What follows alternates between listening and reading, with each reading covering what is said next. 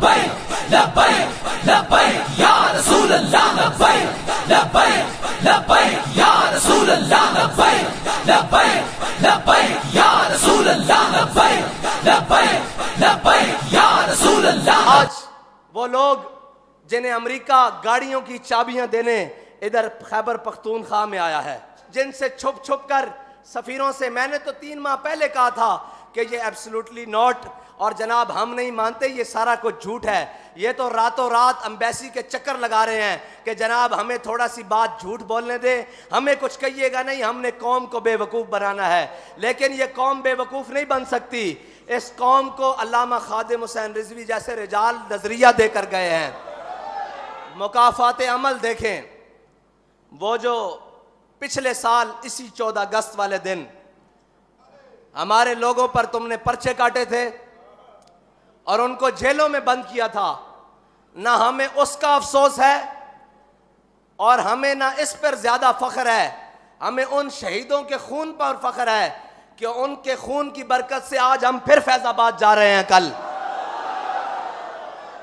और इंशाअल्लाह वहां जाकर बताएंगे कि हम वो नहीं जो कुर्बानियां देने से पीछे हट गए, और हम वो भी नहीं जो घरों में जाकर कुर्बानियां देने के बाद सो गए।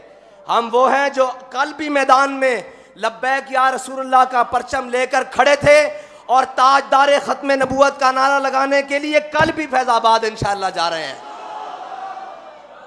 और याद रखना, बाबा जी एक जुमला कहते थे, सदा बादशाही मेरे रब की है। हमें इस पर कोई अकड़पन नहीं है, फख्र नहीं है कि जनाब हम जा रहे हैं। हमें इस पर फख्र जरूर है कि हमारे किसी शहीद ने पीठ के ऊपर गोली नहीं खाई, सीने के ऊपर खाई है।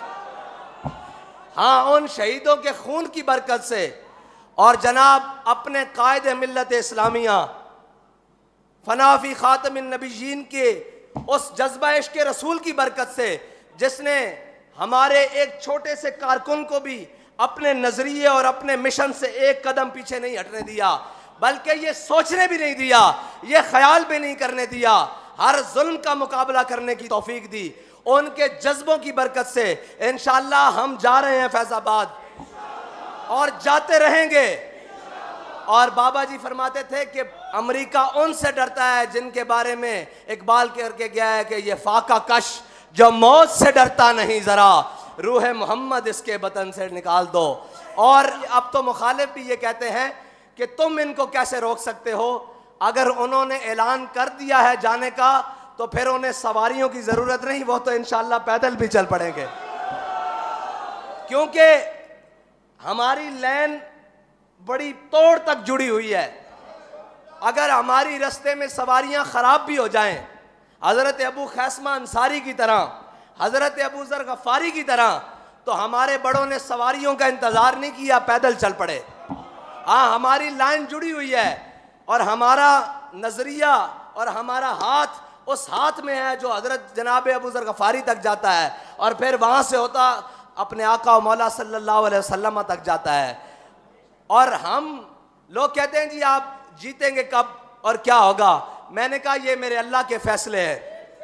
वो हर चीज घुमा घुमा कर एक एक को लाकर मैदान में कि ये भी हुजूर के दीन का गद्दार, इसने भी रसूलुल्लाह की नामूस के साथ गद्दारी की, इसने खत्म नबुव्वत के साथ गद्दारी की, इसने खत्म नबुव्वत के परवानों के ऊपर गोलियां चलाई, इसने जनाब खत्म नबुव्वत के परवाने के ऊपर शैल चलाए, इसने खत्म नबुव्वत के परवानों के ऊपर जनाब बख्तर बंद गाड़ियां चढ़ाई।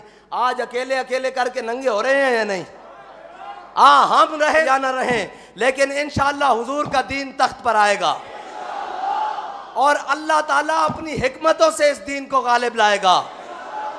अगर हम इखलास के साथ चलते रहे तो अल्लाह ताला इस काम के लिए हमें मुंतखब करेगा। अगर हमारे दिल में कोई दूसरी बात आ गई तो फिर अल्लाह ताला फरमाता है कि अगर तुम फिर गए तो हम कोई और कौम ले आएंगे और तुम्हारी जगह कोई और लोगों को ले आएंगे।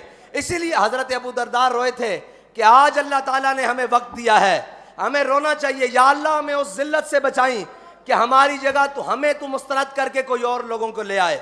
अगर तूने अपने हबीब के दीन का झंडा हमें दिया है तो फिर ता क़यामत हमें इसे उठाने की तौफीक भी अता फरमाना।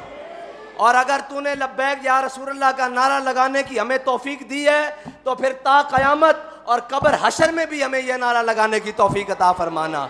और किसी मलामत करने वाले की मलामत से, किसी डराने वाले के डर से हमें महफूज फरमाना। हमें अपना और अपने हबीब का डर अता फरमाना।